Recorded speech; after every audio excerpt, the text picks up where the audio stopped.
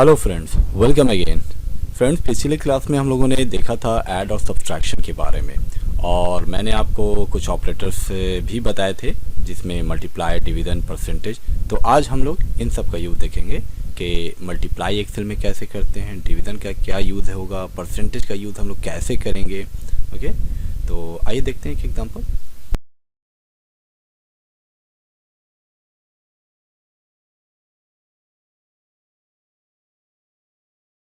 यहाँ कुछ एंट्री कर लेते हैं हम लोग। फॉर एग्जांपल कुछ items and rate, quantity, total. Okay,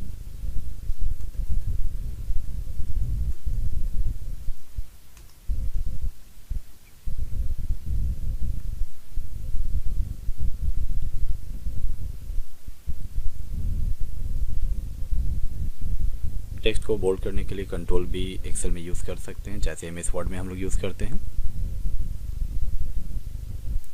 और एक बात और मैं बता दूं कि अगर जिन लोगों ने फर्स्ट क्लास हमारी एक्सेल की नहीं देखी है तो ऊपर लिंक मैं दे दे रहा हूं, आप उससे फर्स्ट क्लास हमारी देख सकते हैं। उससे बेसिक कंसेप्ट जो है वो क्लियर हो जाएगा, और फिर आसानी से आप इसमें जो भी फंक्शन है, फार्मूला, ऑपरेटर्स, वो सब अप्लाई कर सकते हैं। ओके,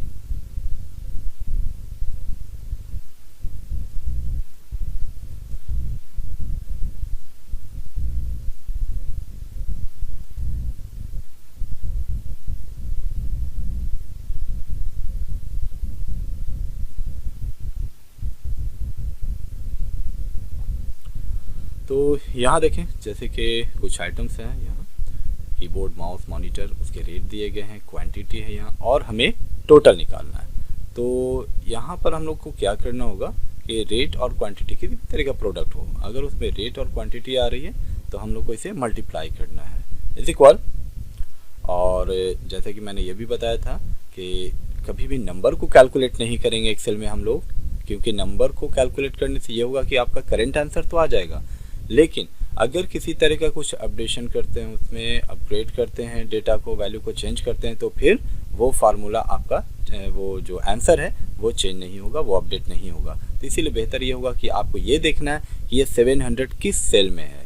तो कॉलम देखें आप, यहाँ पर ए बी, कॉलम बी है ये, और रो नंबर 2 है। तो इस तरह से इसकी एड्रेस B2 हो जाती है। ठीक है, अगर आप B2 टाइप करते हैं तो देखिए कौन सा सेल सिलेक्ट हुआ, ये हुआ। फिर मैंने ये भी आपको बताया था कि अगर ये समझ में नहीं आ रहा है, समझने की वैसे कोशिश करनी है, बहुत आसानी होगी आप लोगों को।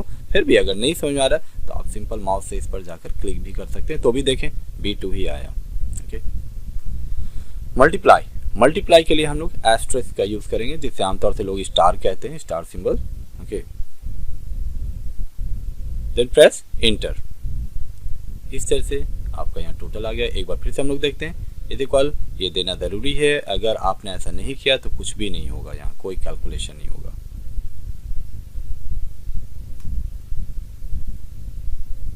B3 मल्टीप्लाई C3, इंटर,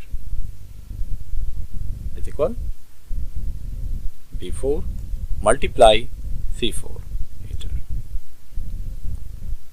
तो देख सकते हैं कि बड़ी आसानी से हम लोगों ने यहाँ पर मल्टीप्लाई करके इसका टोटल अमाउंट निकाल लिया कि भाई कीबोर्ड 700 रुपीज़ पर पीस था, और क्वांटिटी मैंने 12 पीस परचेज़ किया, तो उसके अमाउंट कितने होंगे, तो 8400। इसी तरह से आप सभी आइटम का निकाल सकते हैं।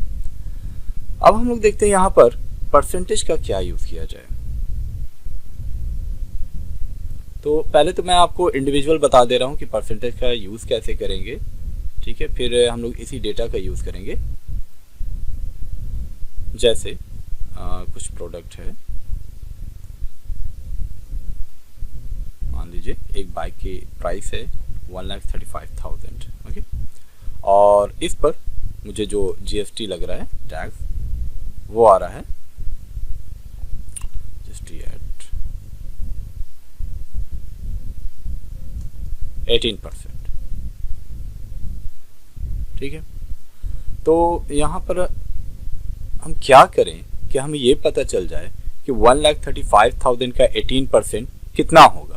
ओके, इक्वल, आप इसे सेलेक्ट कर लें, यहाँ भी मल्टीप्लाई 18, और आपको परसेंट का सिंबल देना है। जी, यही तरीका है, परसेंट, चाहे वो डिस्काउंट का मामला हो या फिर टैक्स का मामला हो, दोनों में ही परसेंटेज हम लोग यूज़ करेंगे।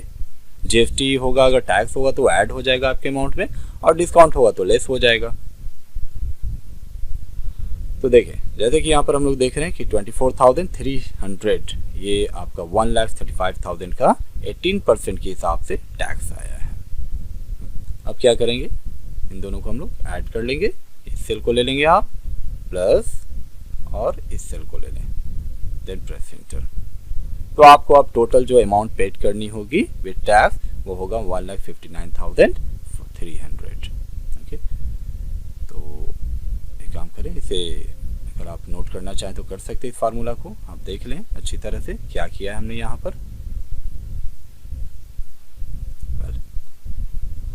तो अब चलते हैं हम लोग इस डेटा में यूज़ करने के लिए मल्टीप्लाई। जैसे कि इसमें अलग अलग प्रोडक्ट पर अलग अलग परसेंटेज दिया गया है, राइट,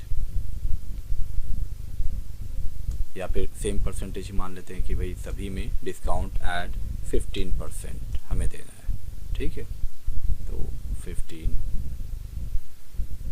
परसेंट का सिंबल आप यहाँ भी दे सकते हैं, कोई प्रॉब्लम नहीं है। ठीक है, और एक बार जब वैल्यू आप दे देते हैं और उसी वैल्यू को रिपीट करना है अपने शीट में, तो आप क्या करेंगे, बॉटम राइट कॉर्नर पर माउस को लाएंगे, ब्लैक प्लस में ये चेंज होगा और उससे आप ड्रैग कर देंगे। ठीक है, तो वो वैल्यू सभी में अप्लाई हो जाएगा।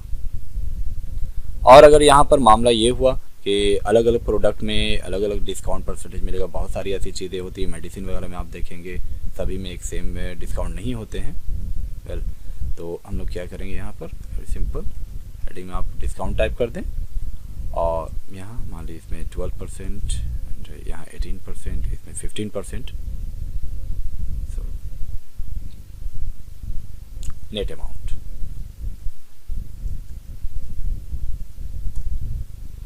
Net amount.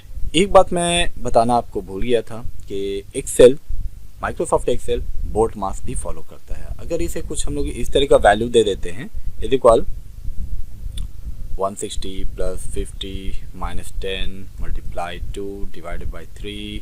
ठीक है, आई होप सो कि आप सभी लोगों को पता होगा ये बोर्ड मास के रूल्स क्या होते हैं।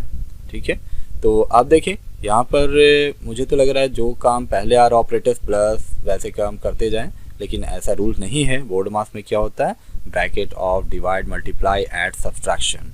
ओके, तो उसी फॉर्म में एक्सेल भी आपका ये कैलकुलेशन करेगा, क्योंकि इसकी ज़रूरत हम लोग को पड़ती है। तो देखें, इस बात को आप लोग ध्यान में रखेंगे कि एक साथ हम लोग चाहें तो एक्सेल में भी प्लस माइनस मल्टीप्लाई डिवीजन एक ही सेल में कर सकते हैं।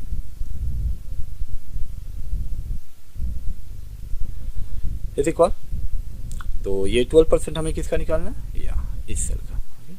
मल्टीप्लाई इसे ले लेते हैं, क्योंकि यहाँ पर ऑलरेडी मैंने सेल में परसेंटेज सिंबल यूज़ कर लिया है, इसलिए मुझे फार्मूला में यूज़ नहीं करना है परसेंटेज। वेल, तो इंटर प्रेस करेंगे। तो अभी देखिए आप, ये जो 1008 रुपीज़ आया है ये 8400 का 12% है, राइट। लेकिन मुझे ये निकालना है यहाँ पर नेट अमाउंट कि भाई ये 8400 आ तो रहा था, मुझे देना कितना है 12% लेस करके। तो इसके लिए आपको क्या करना है, यहाँ पर अगेन D2 सेलेक्ट करेंगे और यहाँ पर माइनस कर देंगे। ठीक है, आप देखें, समझे इसे। D2 हमारा टोटल अमाउंट है, then D2 minus D2 multiply E2। तो बोर्ड मास के मुताबिक पहला काम हमारा मल्टीप्लाई का होगा, यानी कि टोटल जो अमाउंट है हमारी वो E2 यानी कि डिस्काउंट रेट जो है 12% उससे मल्टीप्लाई होगा, और फिर मल्टीप्लाई होने के बाद जो अमाउंट आया था 1008 वो आपके D2 से यानी कि जो टोटल अमाउंट है उससे लेस हो जाएगा। यहाँ पर बोर्ड मास फॉलो हो रहा है। तो आपको इस प्रोडक्ट के लिए टोटल अमाउंट पेड करना होगा, यानी कि नेट अमाउंट 7392, राइट। एक बार फिर से देखते हैं हम लोग, is equal D3 minus D3 multiply E3, sorry, देख सकते हैं। तो मैंने एक ही सेल में या माइनस भी यूज़ किया है, मल्टीप्लाई भी यूज़ किया है, और अगर ज़रूरत पड़ी तो एडिशन भी यूज़ होगा यहाँ।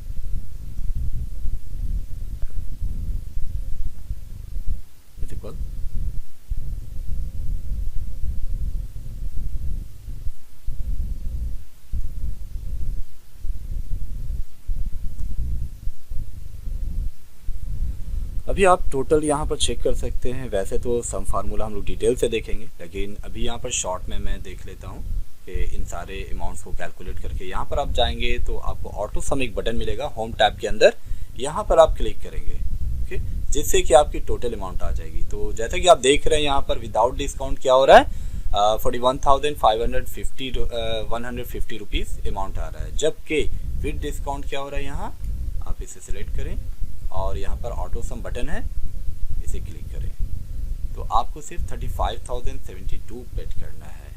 तो इतने अमाउंट यहाँ पर डिस्काउंट हो गए। तो इस तरह से हम लोग यहाँ परसेंटेज का यूज़ करेंगे।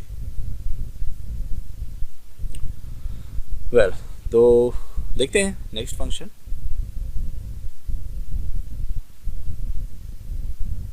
डिवाइड की जहाँ पर ज़रूरत होगी वहाँ पर आप स्लैश यूज़ कर लेंगे, ओके। परसेंटेज भी हम लोगों ने यूज़ कर लिया है यहाँ।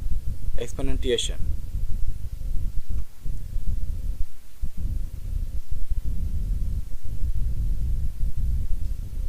एक्सपोनेंट क्या होता है, किसी भी चीज़ का पावर कैलकुलेट करना है। जैसे कि आप लोगों ने पढ़ा होगा स्कूलिंग टाइम में स्क्वायर, क्यूब, पावर 4, 5, 6, इस तरह से।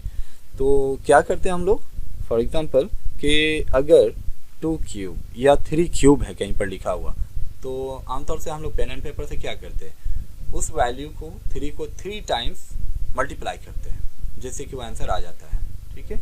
जैसे कि अगर 3 क्यूब दिया गया है तो उसे 3 टाइम हम मल्टीप्लाई करेंगे, 3 3 9, 9 3 27, तो ये आंसर होगी। तो देखते हैं एक्सेल इसे कैसे कैलकुलेट करता है। इज इक्वल, और हम लोग क्या यूज़ करेंगे यहाँ पर, 3 एक्सपोनेंट 3